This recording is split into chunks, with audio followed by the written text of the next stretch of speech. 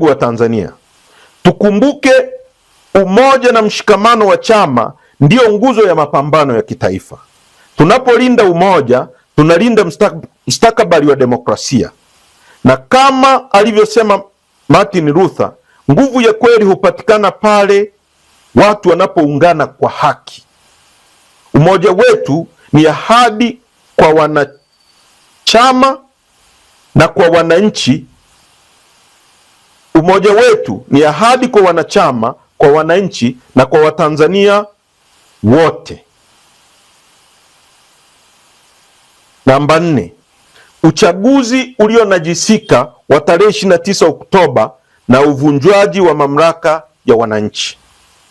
Watanzania wenzangu, kile kinachoitwa uchaguzi wa Oktoba tarehe 29 mwezi wa 10 mwaka jana uliacha Tanzania ikiwa na jeraha la kisiasa ambalo litachukua muda mrefu kupona. Tulishuhudia matumizi mabaya ya vyombo vya dola, ofisi ya msajili wa vyama vya siasa na mahakama dhidi ya wakosoaji wa serikali, wanaharakati na wapinzani wa kisiasa, hususan Chadema.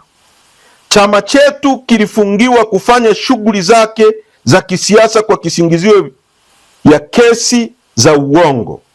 Mwenyekiti wetu ndugu Tundu Antipas Lissu alibambikiziwa kesi nzito za kisiasa kwa lengo la kutisha na kuzima sauti ya mabadiliko.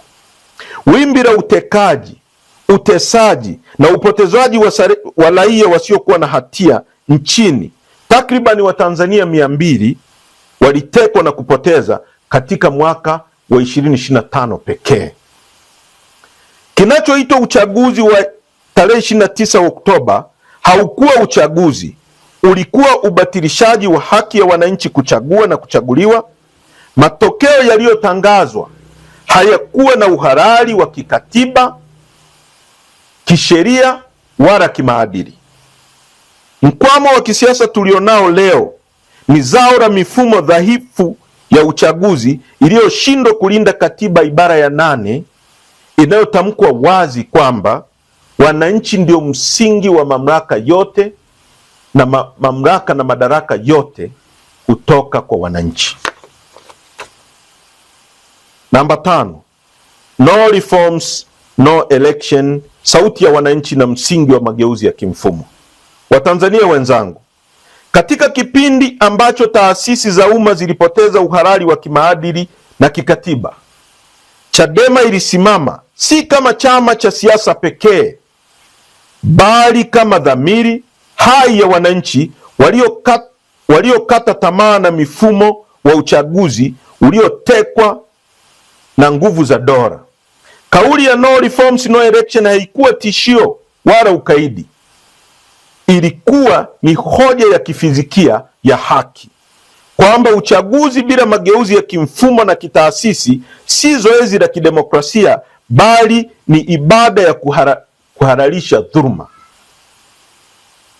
Kama lilivyosisitiza tamko la kimataifa la haki za binadamu kifungu cha 21, mapenzi ya watu ndio msingi wa mamlaka ya serikali. Mapenzi hayo yaoneshwe kupitia uchaguzi huru, haki na wawazi. Bila misingi hiyo, sanduku la kura hubaki kuwa tupu, na ndiyo maana watawala waliopo hawajachaguliwa wala hawana ridhaa ya wananchi, kwa sababu hawakuchaguliwa kwa mapenzi ya wananchi. Watanzania wenzangu, madai ya wananchi yalikuwa ya msingi na yasiyopingika. Wananchi walikuwa wanadai tume huru yenye mamlaka kamili ya kikatiba, marekebisho ya sheria kandamizi zinazonyima raia sauti, na ulinzi halisi wa haki za kisiasa na kiraia. Msimamo huu haukulenga kuvuruga amani, bali kulinda amani, kwa sababu amani isiyo na haki ni ukimya wa makaburini. Kama alivyoonya John Laws, sheria isiyo na haki si sheria, bali ni vurugu iliyorasimishwa. Hivyo mageuzi hayakuwa hiari ya kisiasa, bali ni sharti la uhalali wa dola.